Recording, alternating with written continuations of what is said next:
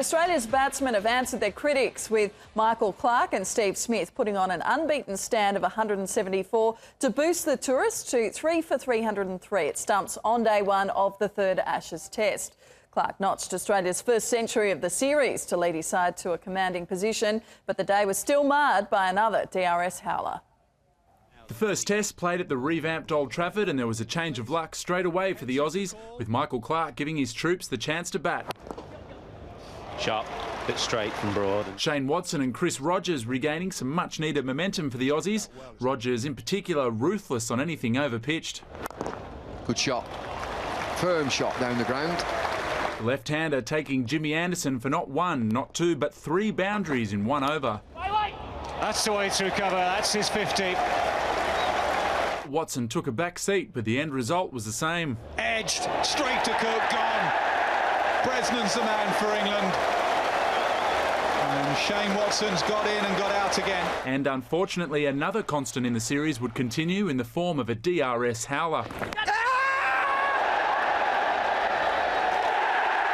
No, that first replay, it didn't look to me as if he had hit it. It looks like there's a gap between the ball and the bat. Bat's hit his pad. Khawaja inexplicably given out for 1. Well, I can't believe that. There's no noise, there's no hot spot. After lunch, Michael Clarke set about soothing the minds of the Aussie fans. Look how easy that was. He looks so easy when he's batting well. He and Rogers put on 47 for the third wicket, but the latter was trapped 16 short of a maiden test ton. Oh, that's a big appeal. Have a good look at this. What's he think? Yes! Steve Smith almost followed him without scoring, but this time the Aussies were on the right side of the DRS. There's a millimetre in that, isn't there? Meanwhile, at the other end, Clarke looked untroubled. Goes over the top, again using his feet, hitting down the ground straighter this time. 4 more. The Aussie batting finally showing some fight as the skipper notched a milestone. And that shot brings up the 50 for Michael Clarke. Well played. Smith survived another big shout on 18, and it was just as well he'd sucked out England's reviews when Broad struck him in line. Oh, it's close. Has he got outside the line? England don't have any reviews. It just looked out, didn't it? But there was no doubt Clarke was finding form. Now you know he's seeing it well. England could only watch on as he delivered Test ton number 24. And there it is.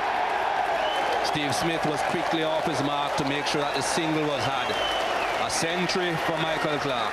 The skipper saying enough's enough to England's bowlers. Well, disdain. Smith joined the festivities, notching his half-century, and the arrival of the new ball caused no problems. Does come onto the bat better, the new nut. Aussie fans at last seeing England on their knees, the duo batting through until stumps to provide renewed hope for the tourists. Max Abbott, Fox Sports News.